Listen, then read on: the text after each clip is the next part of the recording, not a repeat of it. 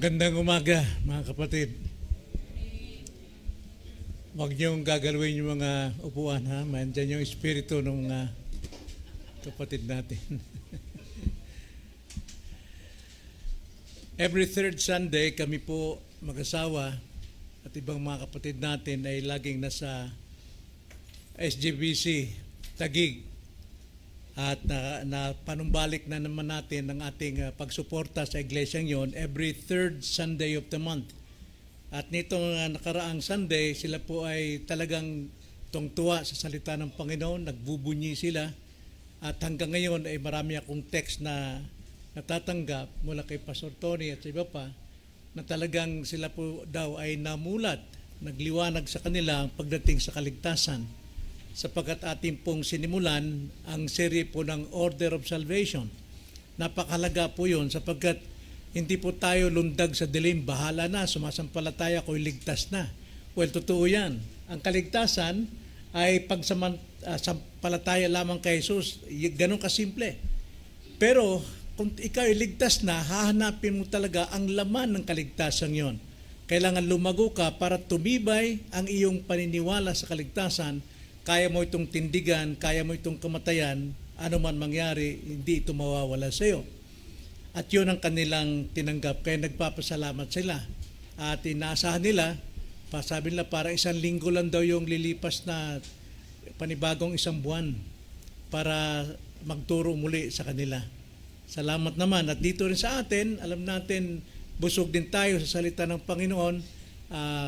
Sa pamagitan ni Pastor RJ, siya ang sumasagot sa mga preaching natin, Sunday School and morning, at sa hapon man si Brother Jojo.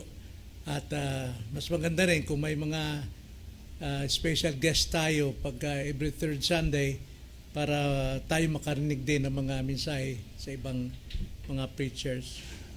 Ngayong umaga sa ating pong pagpapatuloy, ang kalagahan po, bunga po ng Order of Salvation na ating napag-aralan ay ang kayamanan nito. Ano ba yung kayamanan natin na dapat nating ipamuhay daily sa bawat araw ng ating buhay? Yung ating pong kaligtasan, ang kaligtasan ay mayroon po itong kayamanan na dapat nating ipamuhay sa araw-araw.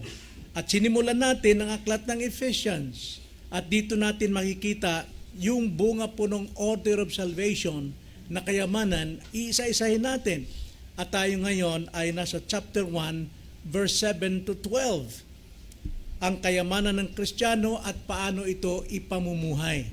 Mga kapatid, wala na bang pinakadakilang mensahe na dapat nating matutunan, maangkin, ay ang kaligtasan na sa tamang pananampalataya. So buksan natin ang ating mga Biblia sa Ephesians chapter 1, verse 7 to 12, sa pagpapatuloy po ng pag-aaral natin ng kayamanan ng Kristiyano at paano ito ipinamumuhay. Ganito po ang sabi sa verse 7.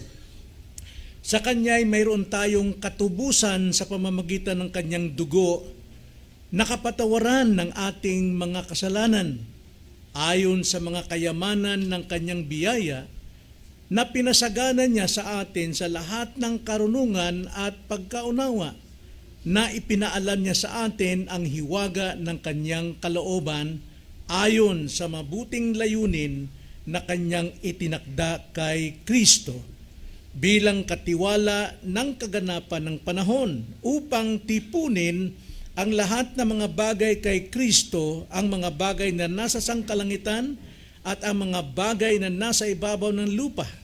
Sa Kanya ay tumanggap din tayo ng isang mana na itinalaga ng una pa man ayon sa layunin niya na gumagawa ng lahat ng mga bagay ayon sa Kanyang pasya at kalooban upang tayo na unang umasa kay Kristo ay mabuhay upang purihin ang Kanyang kaluwalhatian. Napakayaman po ng mga pananalitang ito at hingin natin sa Diyos ang pagkaunawa, tayo po'y manalangin. O dakilang Diyos, tanging kayo lamang ang makapagpapaunawa ng inyo pong banal na salita, espiritual na salita, at ito'y sa pamagitan ng pagbibigay unawa ng banal na espiritu sa aming isipan. tulutan niyo po na wag pong umiral ang aming pong pangunawang laman sapagkat ito po ay ligaw pagdating sa iyong banal na kasulatan. Tulungan niyo kami na maunawaan namin ito sa tulong po ng iyong banal na Espiritu. Patatagin po ninyo ang aming pananampalataya. Patatagin ninyo ang aming pagtitiwala at higit sa lahat ang aming pong pamumuhay, ang paglalapat ng kayamanang natanggap namin, may pamuhay namin sa kabanalan na iyong itinalaga. Kung paano niyong itinalaga ang mga tao sa kaligtasan, itinalaga mo rin sila na mamuhay po sa kabanalan. Ang lahat ng ito isamot dalangin namin sa pangalan ng Panginoong Hesus. Amen.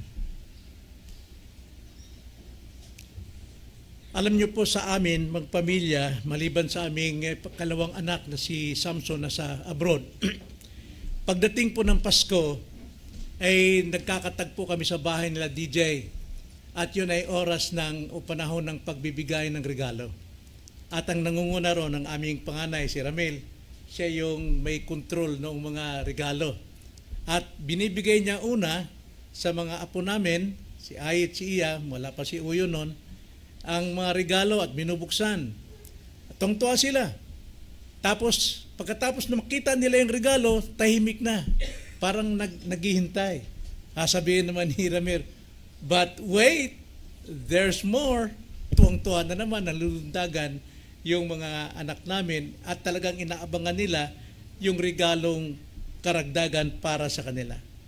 Now dito po sa talatang ito na ating binasa sa aklat po ng Efesos, matapos pong purihin ni Apostol Pablo ang Diyos Ama dahil sa kanyang pagkakapili sa atin at pagkakatalaga, mula sa verse 3 hanggang 6, inilatag naman ni Pablo ngayon ang kaligtasan. Inilatag ngayon paano iniligtas ng Diyos ang kanyang mga pinili before the foundation of the world.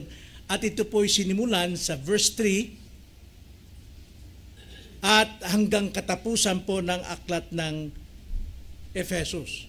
Yung una pong kayamanan na tinanggap natin ayon sa kaligtasan ay ang pagkakapili natin at pagkakatalaga ng Diyos. Ikalawa naman ay ang kayamanang katubusan. Ito yung inilatag ni Pablo ngayon na kaligtasan, katubusan.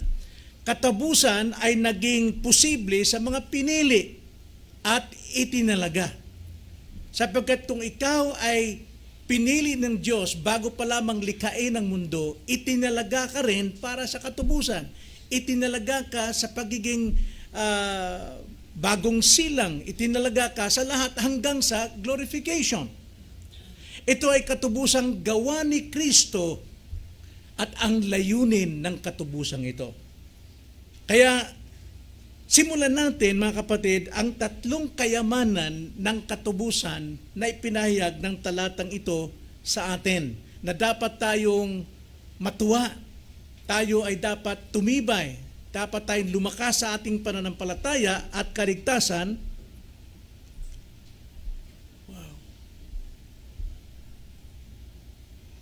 I'm sorry mga kapatid, nasira yung aking outline, nabura lahat yung outline ko. Nabura. May nangyari. I'm sorry. Pero gayon pa man, ating ipahayag ngayon ang tatlong kayamanan ng katubusan. Unang kayamanan ng katubusan ay ang kapatawaran sa pamamagitan ng dugo ni Jesucristo. Ganito ang sabi sa ating teksto. Babasahin ko dito mga kapatid. Biglang nag-shutdown yung aking tablet. Nabura lahat. Ganito po ang pagkakasabi sa verse 7 and 8. Sa Kanya'y mayroon tayong katubusan sa pamamagitan ng Kanyang dugo sa kapatawaran ng ating mga kasalanan ayon sa mga kayamanan ng Kanyang biyaya na pinasaganan niya sa atin sa lahat ng karunungan at pagkaunawa. Yan po ang sabi mga kapatid, Yan po ang kayamanan ng katubusan, ang kapatawaran natin sa pamamagitan ng kanyang dugo. Now, ang pangunahing ideya rito, mga kapatid, ang ating kayamanan ay ang katubusan at kapatawaran na ibinigay ng sagana sa pamamagitan ng dugo ng ating Panginoong Hesukristo. Pag sinabi pong tayo po ay kanyang pinalaya sa pamamagitan ng katubusan ng kanyang dugo at kapatawaran, mga kapatid, tayo po ay dating alipin. Tulad po ng mga alipin sa panahong ito, sila po'y itinitinda sa palengke, inihilera sila roon. Noong kanilang mga amo, sila po'y alipin, kawawa ang kanilang kalagayan. Ngayon marami po ang gustong bumili para magkaroon ng mga alipin, katulong sa bahay. Bago nila ito mapalaya sa pagkaalipin ng kanilang amo, kailangan nila itong tubusin. At napakalaking halaga ang pantubos para yung alipin po ay makalaya sa kanyang amo. Tayo din naman ay alipin ng kasalanan before. Tayo po ay kawawa sapagkat anumang dikta ng kasalanan, siya yung sinusunod natin. At kuminsan nasasanay tayo sa kasalanan, nakala natin, ito na yung buhay. Napakasarap. Tayo kumikita, tayo nababantog dahil sa kasalanan, pero sa mata ng Diyos, tayo alipin ng kasalanan ito at ang bunga nito, ang bayad nito ay patungo sa kapahamakan. At upang tayo makalaya sa pagkaalipin ng kasalanan ito, kailangang bayaran ito ng halagang walang katumbas. At ang halagang walang katumbas nito ay walang iba kundi ang dugo ng ating Panginoong Hesukristo. Kailangan mo nang bayaran tayo ng dugo, wala pong halaga ito. Bakit po? Pag sinabing dugo ni Kristo o dugo sa krus, kailangan si Kristong mag-alay ng kanyang sariling buhay. Diyos na nagkatawang tao, ibibigay niya ang buhay para pambayad sa iyo. Nang sa ganun makalaya ka.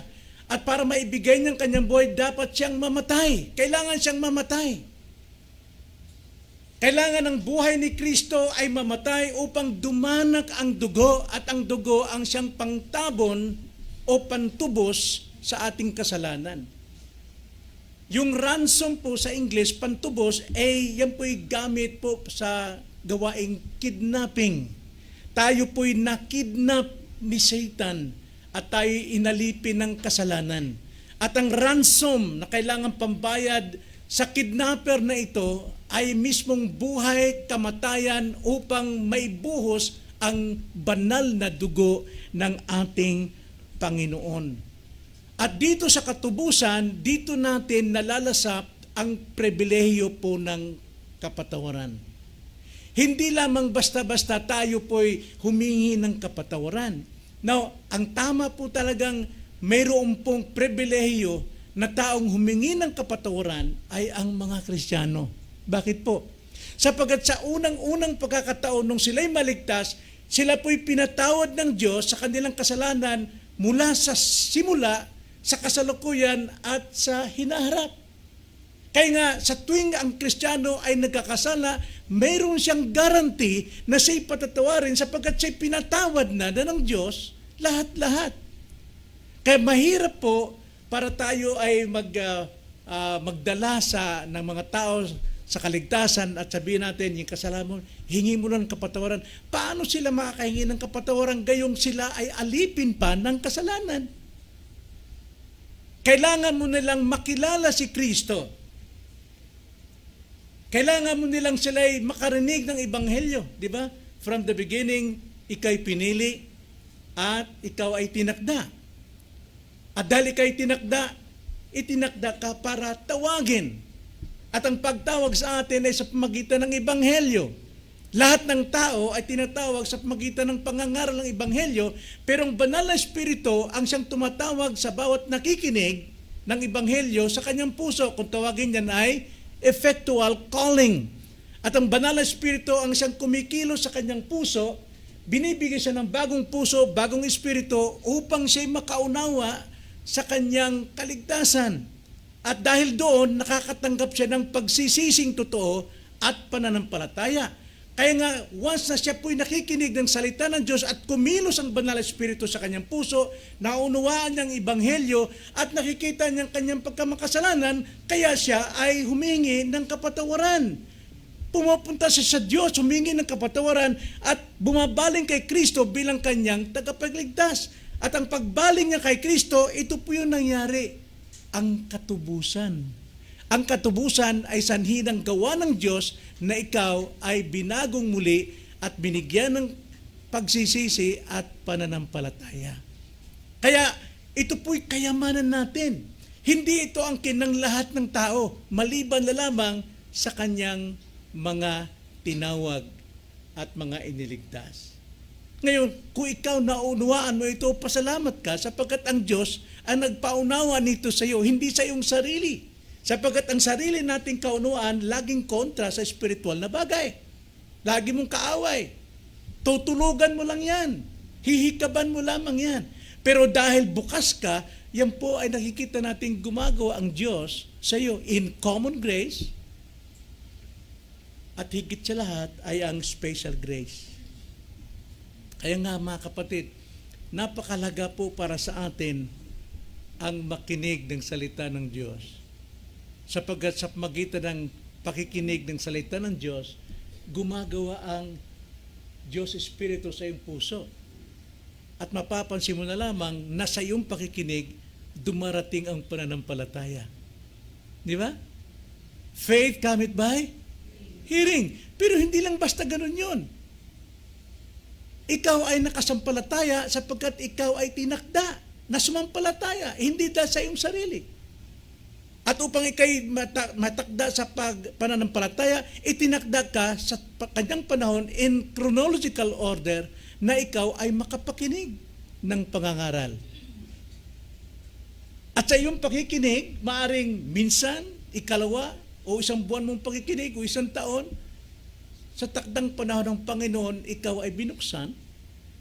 Kaya in time na yon, ikaw ay sumasampalataya at ikaw ay nagsisisi ng iyong kasalanan. Yun po yung kayamanang taglay natin mula sa ating Panginoon, mga kapatid. Ngayon, ang ikalawang kayamanan ng katubusan, ay ng kayamanan ng taglay natin, ay makikita natin sa verse 9. Ang sabi po rito, na ipinaalam niya sa atin ang hiwaga ng kanyang kalooban ayon sa mabuting layunin na kanyang itinakda kay Kristo. Bilang katiwala ng kaganapan ng panahon upang tipunin ang lahat ng mga bagay kay Kristo, ang mga bagay na nasa sangkalangitan at ang mga bagay na nasa ibabaw ng lupa. Ikalawang kayamanan ng katubusan, mga kapatid, una, ang kapatawaran sa kanyang dugo. Ikalawa naman ay ang pagkakaalam ng hiwaga ng kanyang kalooban. Now, hindi lahat ng tao nakakaalam ng hiwaga ng kalooban ng Diyos, kundi ito'y bunga ng katubusang tinanggap natin. Kaya ang katubusan ay isang kayamanan sa atin sapagkat dito tayo po ay pinakita sa atin, una, ang kapatawaran ng kanyang, sa pamamagitan ng kanyang dugo. At ikalawa, ang kaalaman tungkol sa kanyang hiwagang kalooban. So ano po ba yung hiwagang kalooban dito ng Panginoon? Now, ayon po sa ating teksto, ayon sa mabuting layunin na kanyang itinakda kay Kristo bilang katiwala ng kasaganaan ng panahon upang tipunin ang lahat ng mga bagay kay Kristo. Yun po yung hiwaga na ipinaalam sa atin ng Panginoon simula nung tayo po ay kanyang tinubos. Yung pong mga bagay na pagkaisahin kay Kristo ang lahat ng bagay sa langit at sa lupa. Ibig sabihin, si Jesus Christ ang Lord of Lords and King of Kings. Siya yung may kontrol ng lahat ng bagay. Kaya lahat ng ating pangangailangan, lahat ng ating pagtawag sa Diyos is in the name of Jesus Christ. Tanging kay Kristo lamang. Siya ang sentro ng buhay ng Kristiyano. At ito ang hiwaga ng kanyang kalooban. Now, pag sinabing hiwaga, parang mahirap unawain. Sa lumang tipan ay hindi talaga ipanahig sa atin yung hiwagang ito. Pero pagdating sa bagong tipan, ito'y lantad na sa atin sapagkat bukas ng ating isipan sa katubusan. Nung tayo po'y natubos, napakalinis na po, isipan po ng ating Panginoon ay taglay natin. So, at ang sabi pa rito mga kapatid, yung kanya pong layunin ng ng kanyang kalooban ay ayon sa mabuting layunin na kanyang tinakda kay Kristo. Kay Kristo lamang. Basahin natin muli ang verse 10. Bilang katiwala ng kaganapan ng panahon upang tipunin ang lahat ng mga bagay kay Kristo, ang mga bagay na nasa kalangitan at ang mga bagay na nasa ibabaw ng lupa. Then 11, sa Kanya ay tumanggap din tayo ng isang mana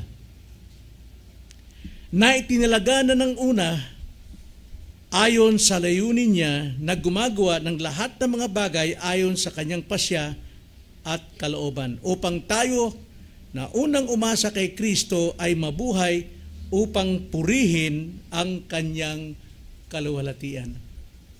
Nasabi po rito, sa Kanya ay tumanggap din tayo ng isang mana.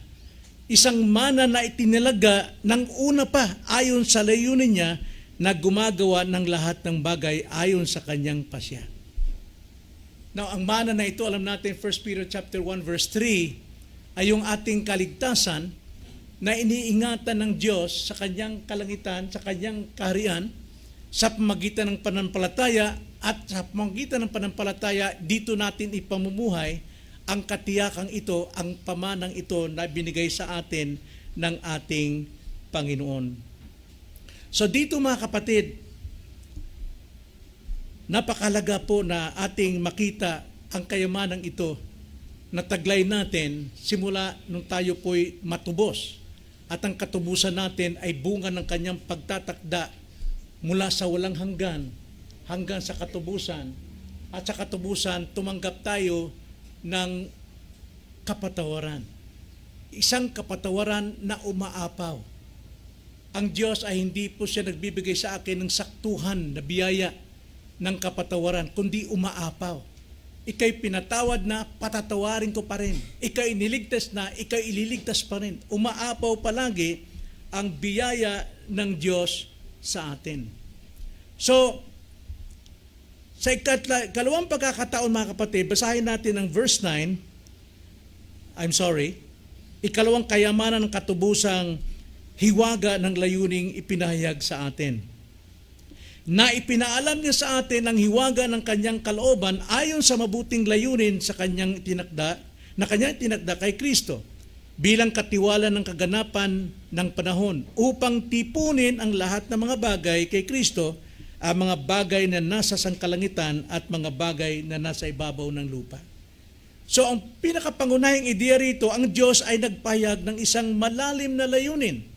At ang layunin na ito ay tipunin ang lahat ng bagay na na kay Kristo. Iisa lamang. So ipinapalam niya sa atin ang hiwaga ng Kanyang kalooban. Hiwaga sa New Testament ay hindi isang bagay na mahirap intindihin, kundi isang katotohanan na dati nakatago, but today ipinahayag na ng Diyos sa pamamagitan ng Kanyang ebanghelyo. So ang ministeryong ito na walang hanggang plano ng Diyos, ano ito? Magkaisa ang lahat ng bagay kay Kristo sa langit at sa lupa. Ito ang pinakasentrong layunin ng Diyos, ang pagkakaisa, ang unification and headship of Jesus Christ sa buong sansinukob, spiritual man o material man. Sa ating panahon mga kapatid, nagkakagulo ang mga tao dahil sa mga pangyayari sa ating kapaligiran.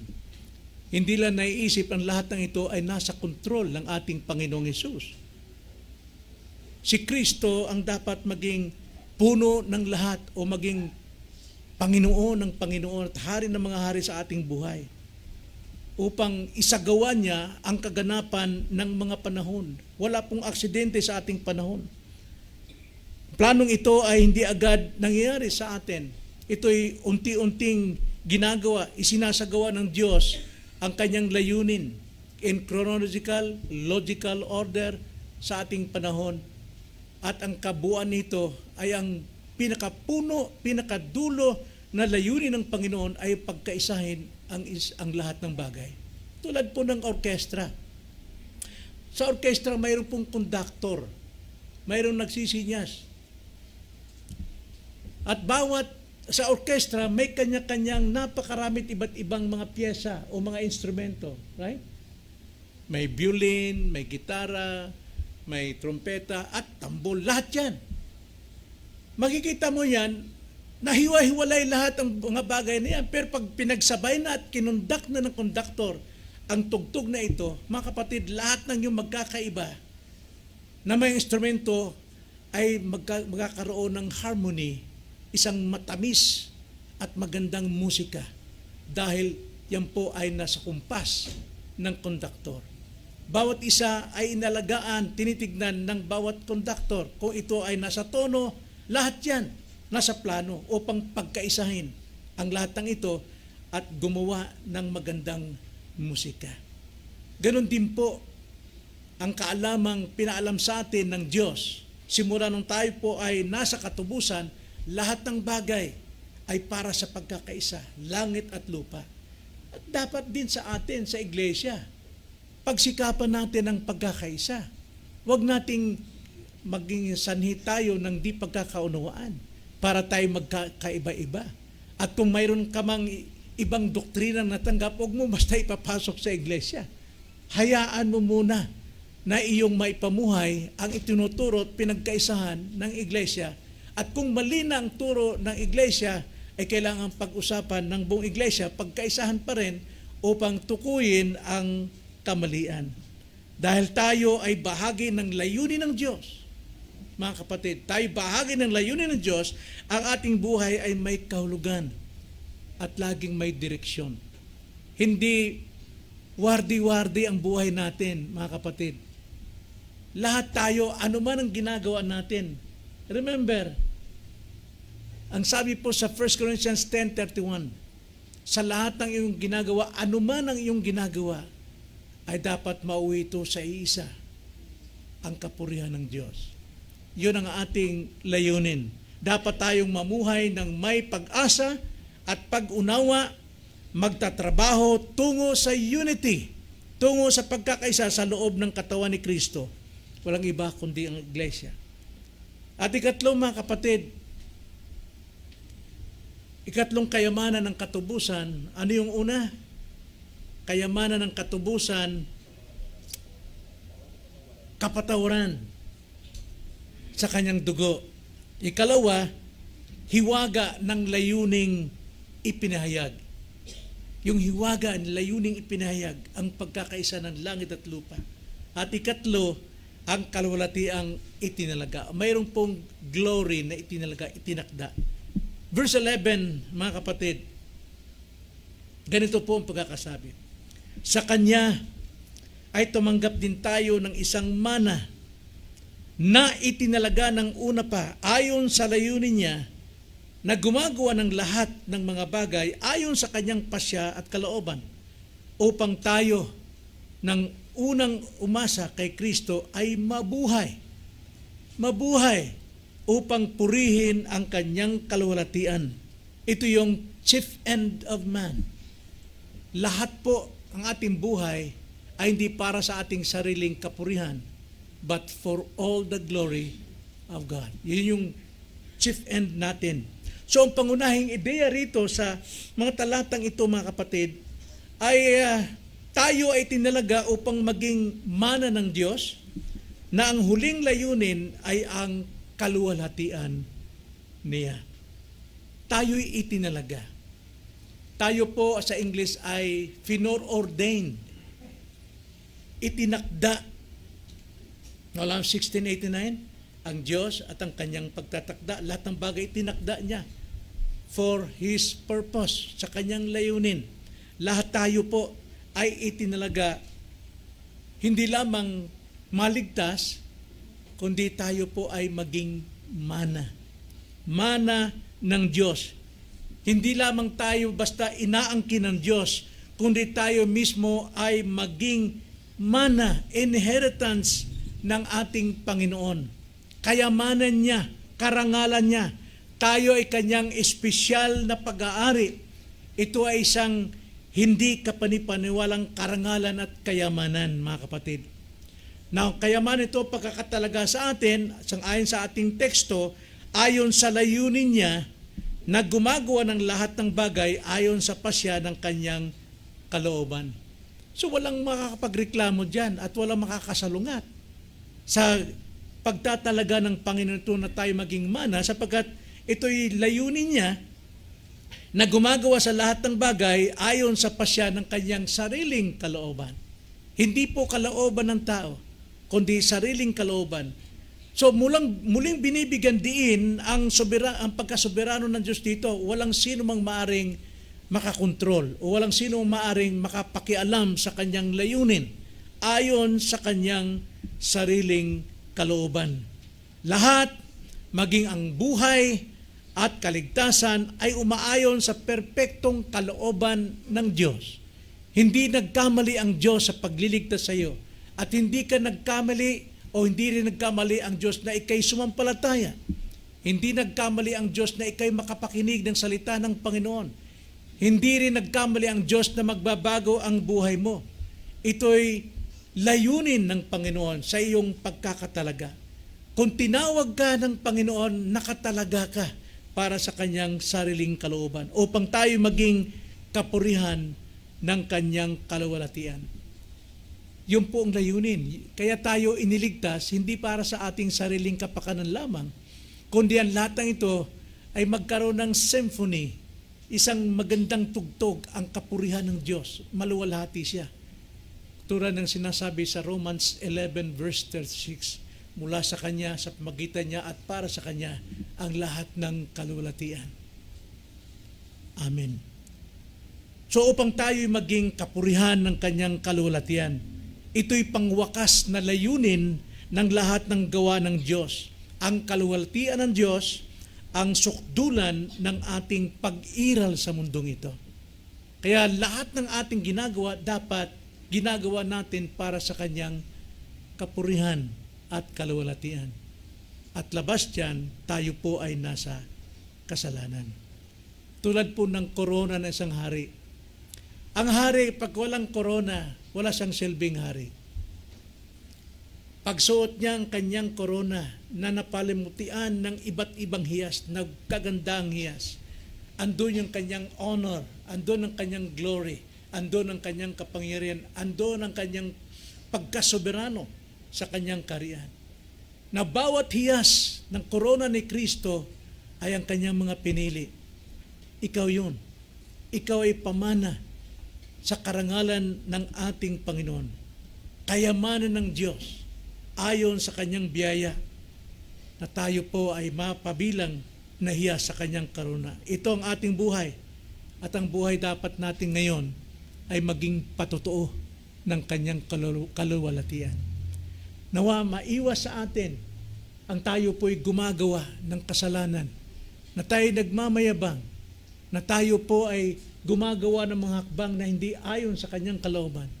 Lahat dapat ng ating ginagawa, lahat pati trabaho natin ay dapat nagbibigay luwalhati sa Diyos. Ngayon, kung ang trabaho mo ay hindi nakapagbibigay luwalhati sa Diyos, manalangin ka, humingi ka sa Diyos. Sapagkat ang sabi nga ni Jesus Christ sa John 14:14, humingi kayo sa aking pangalan at ibibigay ko alang-alang sa inyo. Ngunit ang sabi niya sa John 14:24 o 16:24, hanggang ngayon hindi pa kayo humihingi sa pangalan ko. Nananatili kayo dyan sa trabaho ninyo na hindi nabibigyan luwalhati ang Diyos. Wala kayo pagkaaraw ng dapat nandun kayong sumasamba sa Kanya. Wala kayo sa araw na kung saan dapat nagkakatipon tayo sa pagsamba sa panalangin. Hingin natin, whatever you do, do all for the glory of God. That is our chief end. Kaya tayo iniligtas ng Panginoon sapagkat tayo po ay dapat hiyas na makapagbibigay sa kanya ng kaluwalhatian. So, buhay ay di para sa ating sarili. Ang buhay natin ay para sa kapurihan at kaluwalhatian ng Diyos. Kaya tanungin natin ang ating sarili. Tanungin natin ang ating sarili. Pamumuhay mo ba ay nakapagbibigay luwalhati sa Diyos? Pangangatwiran mo ba ay nakapagbibigay luwalhati sa Diyos? Relasyon mo ba ay nakapagbibigay luwalhati sa Diyos? Ito ba'y nagpapakita ng kayamanan ng biyaya ng Diyos na nasa iyo? Nakikita bang kaibahan mo ng mga taong nasa paligid mo? Kung anong ginagawa ng sanlibutan, nakikisaw-saw tayo sa sanlibutan. Hindi ka mapalad. Sapagkat ang mapalad na tao ay may kita natin sa Psalms 1:1. Ang mapalad na tao ay hindi lumalakad sa paniniwala ng sanlibutan o payo ng mga makasalanan, ng masama. Hindi tumatayo o nakikiisa sa daan o pamumuhay ng mga makasalanan. Ni hindi rin umuupo sa upuan ng mga manlilibak. Alam natin, mga taong ito ay nililibak ang Diyos, ginagawang biro, ginagawang katatawanan, at nakikitawa ka rin. Dapat tanungin natin, nakapagbibigay pa ako ng kayamanan ng biyaya ng Diyos sa mata ng mga tao. So sa atong pagtatapos, mga kapatid, ito pong Ephesians chapter 1 verse 7 to 12.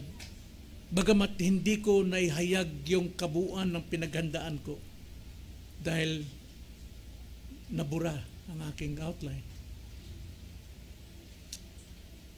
ay nagpapakita itong verses 7 to 12.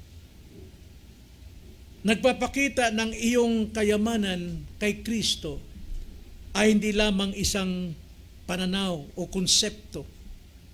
Ito ay isang katotohanan na binayaran ng mahal na presyo ng dugo ni Kristo. At kung ikaw naunawaan mo kung gaano kadakila ang pinantubos sa iyo na dugo ni Kristo, dapat kang mahiyang mamuhay na labag sa kalooban ni Kristo.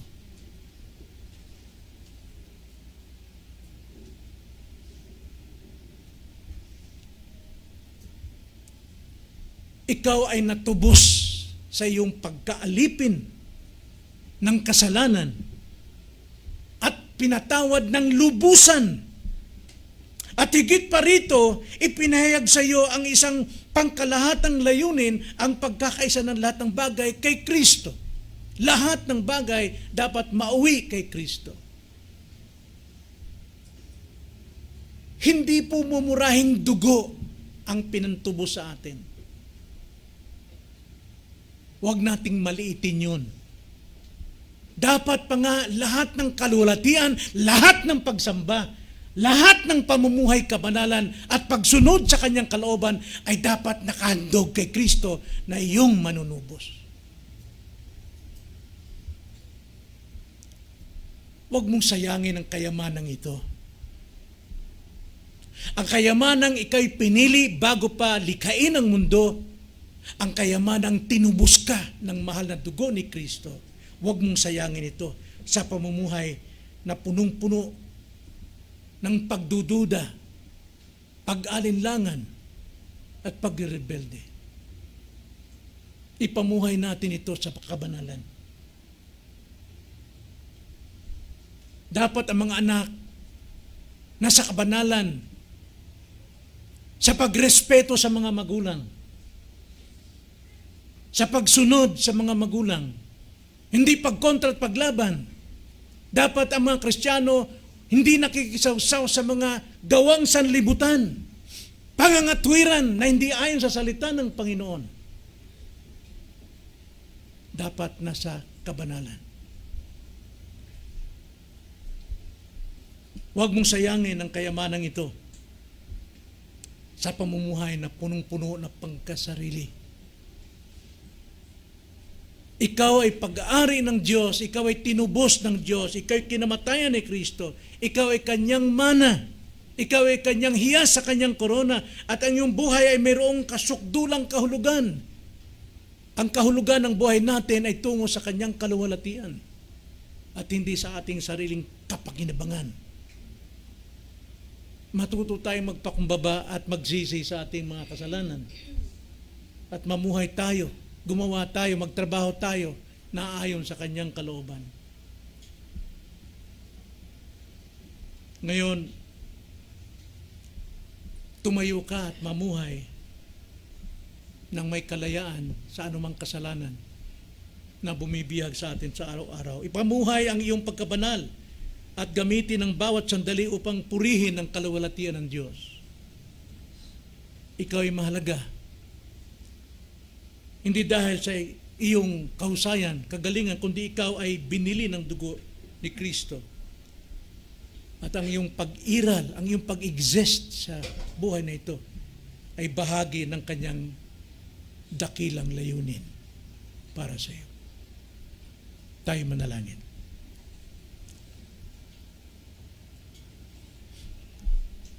Panginoon, tunay ng salita ninyo ay buhay at ito po ay nangungusap sa aming mga puso. Nagbibigay liwanag sa landas naming madilim sa kasalanan at nagbibigay liwanag upang makita namin ang sukdulan, ang bukal ng liwanag, walang iba kundi si Kristo. Nawa, tulungan niyo kami sa iyong biyaya na kami matutong magpakumbaba at umamin ng kasalanan at magsisi at magbago ng buhay, hindi sa aming pangsariling kasiyahan, kapakinabangan, kundi para sa iyong kaluwalhatian lamang. Maraming salamat po. Itong aming dalangin sa pangalan ng Panginoong Hesus. Amen.